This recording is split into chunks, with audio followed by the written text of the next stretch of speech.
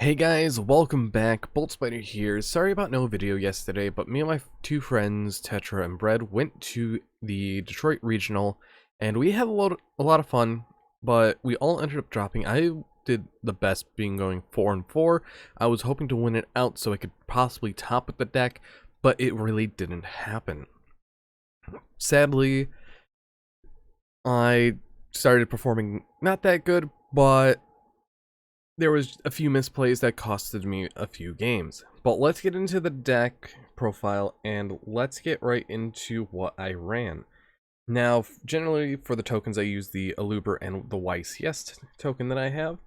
So there is that, and it was nice being able to use these tokens. Now, let's get into it. So I was running Despia Adventure branded, and I ran one Adlipithum of Despia, two of the Aluber, the Jester Despia, one Despian Tragedy, and the two Fallen of Albaz. Now, what would I change about this? I wouldn't really change any of this. I would possibly bump up Tragedy to 3 because I felt like I needed him a couple other times because he would get gone through so fast that I definitely think a third one would have been better. I also am thinking of bumping up Adlipithum to 2 because he's such a powerful card, and in the late game, he is super useful if you don't get to your combo. But overall, I really like this. I really love the 2 Aluber. I feel like if you play one, it is sort of wrong, but other than that, this was good ratios for how the deck functioned. Next up for the branded fusions, or the spells, we had the 3 branded fusion, 3 branded opening, and the 2 branded in red. Now, I am really happy of how these were, but I rarely saw branded opening. So I might be upping branded fusion, branded in red to 3, so I'm running 3 of each. It's just the fact of I went through branded in red not that many times, but I saw it all the time while I wanted to see branded opening more. And now for the adventure package, the one package that I really wish I would have cut down on.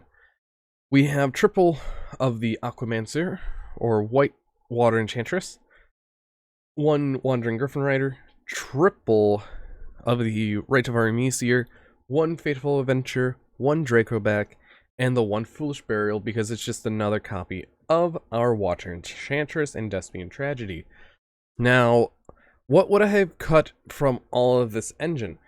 A lot of the time yesterday, I was citing out one Enchantress and one Rite, so I would probably cut them down to 2, which they're probably going to go down to 2 anyways, because of that reason. I really like the engine. It popped up almost every single game, and it was definitely a tide turner depending on who I was going against. Most of my games went into game 3, so that is also very helpful as well. And also, I was not playing the Dragoon package, I was playing the Destiny Hero Phoenix Enforcer engine with the 1 Dasher, 1 Celestial double Fusion Destiny. It came up quite a bit, and I was very happy with it. And finally, for the hand traps, I noticed a lot of people, they weren't running a lot of hand traps yesterday, but I definitely have to say that it's weird not seeing a deck run so many hand traps, because I think most they were playing were 3 to 4. No, 3 to 6. I was running 3 Ash Blossom, 3 Ghost Ogre, 2 Effect Veiler, and triple Infinite Impermanence. I am 100% with this hand trap lineup going to be upping Effect Veiler to 3, because this card put in so much work that it actually won me so many games. Imperm did the exact same amount of work, but Effect Veiler was live a bit more, and I was setting out Imperm more, so I might be citing Imperm soon. But overall, I'm really happy. Bell put in so much work as well, along with Ash Blossom too. And finally, we have 2 Pot of Prosperity and 1 Call by the Grave. I saw the Call by the Grave never, and I have, whenever I resolved Pot of Prosperity, it was either I needed resources badly or I never saw it. So I think it's one card that I'm probably going to cut because of those reasons. And that was the main deck, totaling out to 43 cards. I was actually very happy with how well the deck performed, but I'm kind of sad that I misplayed a few games. Now, for the extra deck, it is very standard, I would have to say, between all the choices and all the cards. Now, first off, we had, of course, you have your 2 Mirror Jade, the Iceblade Dragon, the 2 Albion, the Branded Dragon, and the 2 Rebellion, the Searing Dragon. Now, these cards overall were great. A lot of times I was summoning out Mirror Jade and Rebellion, and a few times I actually summoned out my Albion just to get into a Mirror Jade, or go for game by summoning out a Rebellion to summon out the Mirror Jade. I really, really liked it, and I'm definitely going to be keeping them, maybe bumping them up, one of these up to 3. After that, we have one of the stars of the show, being Double Guardian Chimera. I barely made the card, but when I did, it just pushed me over to win. I definitely will consider dropping it down to 2 in the future because of what comes out, but as of right now, I'm still going to be dropping it down to 2. After that, we have our Destiny Hero Destroyer Phoenix Enforcer, the Destiny Quarteritis, and the 1 Masquerade the Blazing Dragon. DPE, very, very powerful card. I really enjoyed actual going into it a lot more than I usually did, but these 2 right here, I only summoned Masquerade once, and I summoned out Quarteritis a couple times. So I feel like that even though that they're here, they're not really necessary, and you could put other things in it, but in my opinion, they are still super poly targets. And speaking about super poly targets, I was running the Supreme King Starving Venom. I wish I would have put in a Dracostapelia as well, but this actually came in clutch against a few matches, because I did have a mirror match, and I went up against Adventurer Synchro. And then finally, I have Link monsters. Dark the Dark Charmer, Vertia Anaconda, and Link Spider. All 3 played their perfect roles that I wanted them to. I went up against a Dragon Link deck, so what ended up happening, I summoned out Dark, using its effect summoning out his Rocket Synchron from Graveyard. Then after that, I ended up going into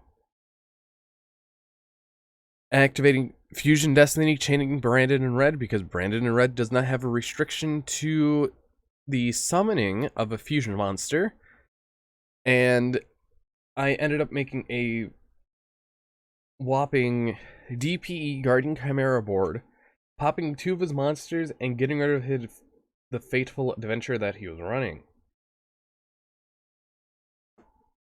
Overall, Dark overly performed in that game and another game, so that was very helpful. Berthe, I made quite a bit going into either DPE or Mirror Jade. I did misplay a couple times with Mirror Jade, but at the end of the day, it didn't matter for that piece. And Link Spider is just here because the Adventurer token.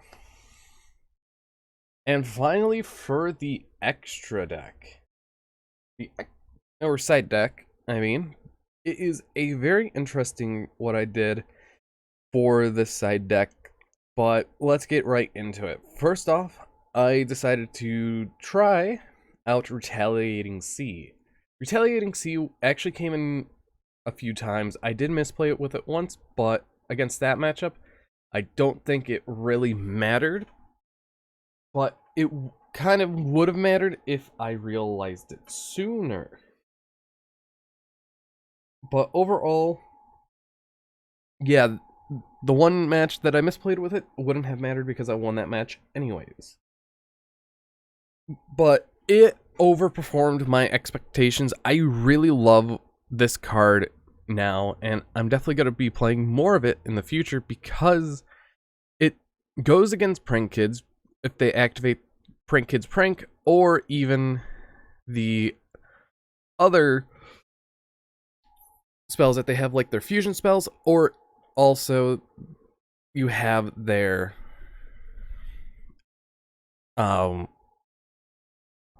Right of Armisia that they run. But I really love this card because it counters so many of the decks, like Branded, and it definitely gives a little thought that to your opponent, because what they have might get banished. After that, 2 Token Collector, never cited it in, and it's going to be tossed out to the wayside. This card I never cited in, never once, and I feel like this could have been something else. After that, I have triple Cosmic Cyclone. This actually came very handy because of how much there is that you could just get rid of, that needs to get rid of. I usually use it against a solo back row or their Fateful Adventure. And of course, the one Feather Duster, because this card's also good. And yes. Next, we have Super Polymerization. I'm probably going to cut this down to 2 because all I really needed was 2. And most of the time, I only cited it in 2. But it definitely did a little work. I got rid of a DPE and a Verte because he did not destroy his stuff at the end phase. And that's one thing I've been doing for sure. And then 3 Dimensional Barrier, which I never saw. But overall, I'm really happy with how the list performed. I really like what the deck does, and there was quite a bit of Despia decks, Eldritch, even Flundry is there. So overall, I'm quite happy with the list. I want to know what you guys think about the list, because I know what I'm going to be changing, and I know what I'm not going to be changing. But anyways, I've been Bolt Spider. I hope you guys did enjoy this deck profile of the deck that I took to the Detroit Regional. But anyways, I have been Bolt Spider, and I will see you guys in the next video. Hopefully you all have a wonderful day, and goodbye.